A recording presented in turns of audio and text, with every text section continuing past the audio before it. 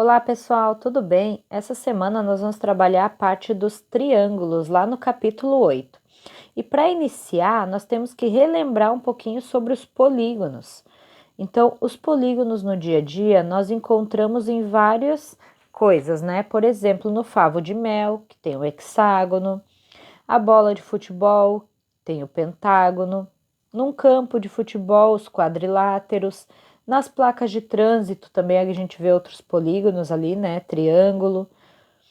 A gente também pode pensar um pouquinho na matemática e nas bandeiras, onde a gente consegue encontrar os polígonos, né? Então, podemos observar algumas formas geométricas nas diferentes bandeiras dos países. Então, aqui tem as bandeiras de alguns países e a gente consegue observar várias formas geométricas nelas.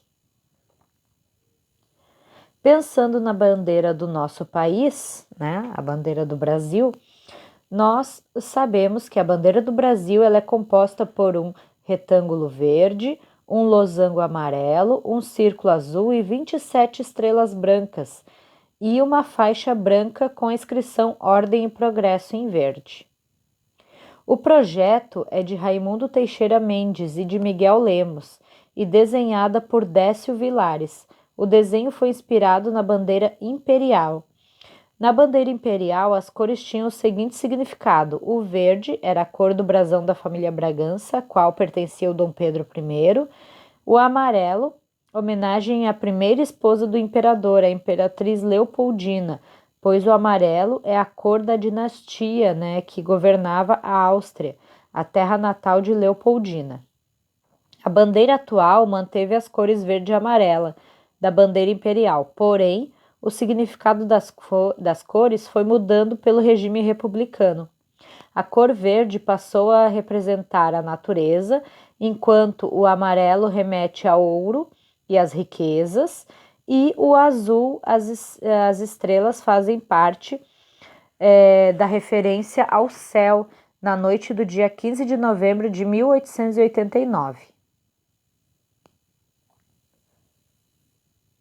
A bandeira nacional é formada por um retângulo verde e sobre ele estão as seguintes formas geométricas: o losango, que é a representação da mulher como mãe, esposa, irmã e filha; o círculo azul, emblema antigo usado pelos romanos e que remete ao céu e à perfeição; as estrelas, alusão ao aspecto do céu na cidade do Rio de Janeiro, às 8 horas e 30 minutos do dia 15 de novembro de 1889, a data da proclamação da República. A disposição das estrelas deve remeter um observador situado fora do círculo, como detalha a Lei 8.421. No círculo da bandeira são exibidas 9 constelações, compostas por 27 estrelas, em representação a cada uma das unidades da federação. A legislação prevê a mudança todas as vezes em que forem acrescentados ou excluídos estados na organização geopolítica da federação. E agora a gente consegue, então, entrar um pouquinho na parte dos triângulos, né? Já que nós relembramos um pouquinho sobre polígonos e onde são utilizados, né? E mais essa curiosidade da bandeira do Brasil, a gente entra na parte dos triângulos, que o triângulo é um polígono de 3 lados e 3 ângulos. Há 6 tipos de triângulos e a nomenclatura depende da sua classificação. Então, aqui nós temos a classificação quanto aos lados e a classificação quanto aos ângulos. Se nós pegarmos quanto aos lados, nós temos os triângulos equilátero, que os 3 lados têm a mesma medida, o triângulo isósceles, que 2 lados têm a mesma medida e um lado é diferente, e o triângulo escaleno, que os 3 lados têm medidas diferentes.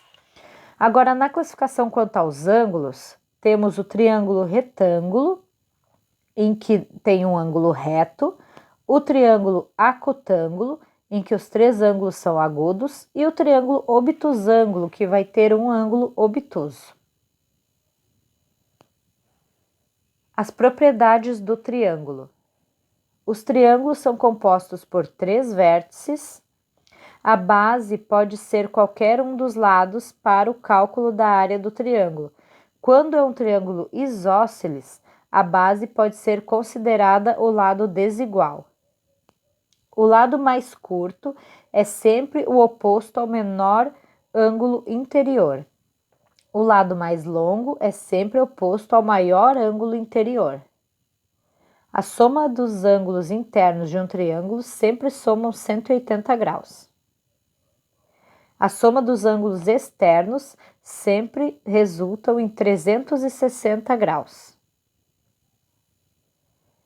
Os vértices do triângulo são representados por letras maiúsculas, por exemplo, A, B e C.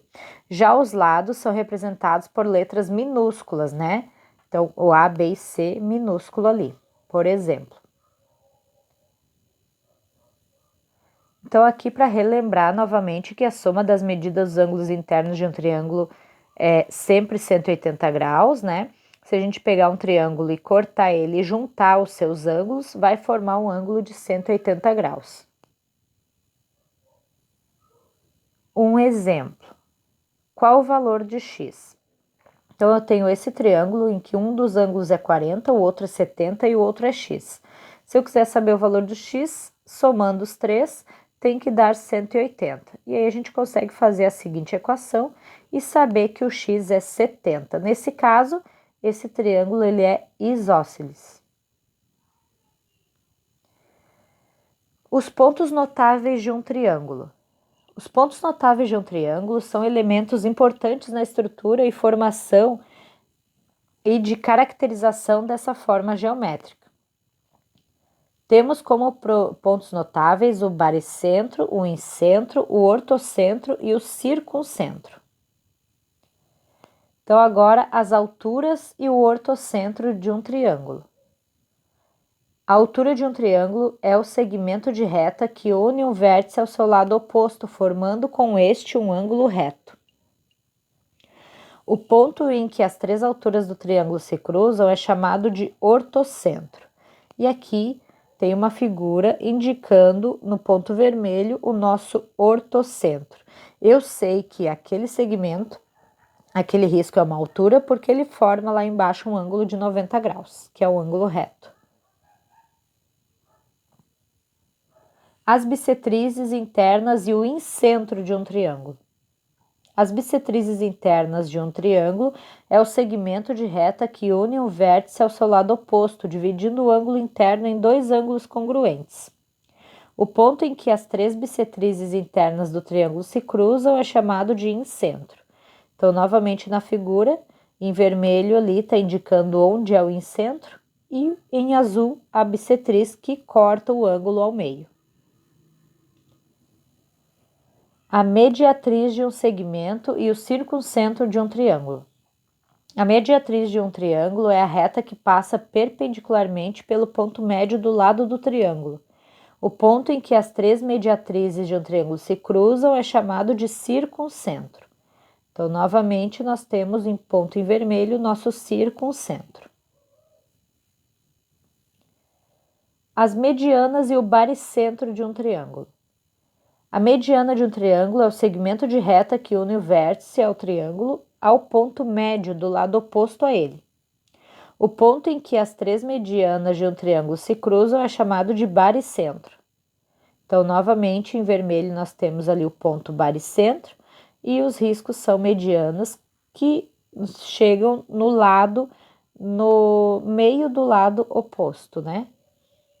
O ponto médio.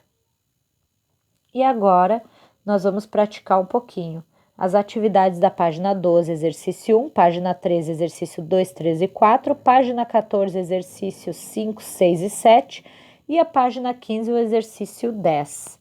Não esqueçam que vocês têm o livro Síntese Matemática, capítulo 7, para entregar até o dia 24/8 através do e-mail profpatriciapinho@hotmail.com.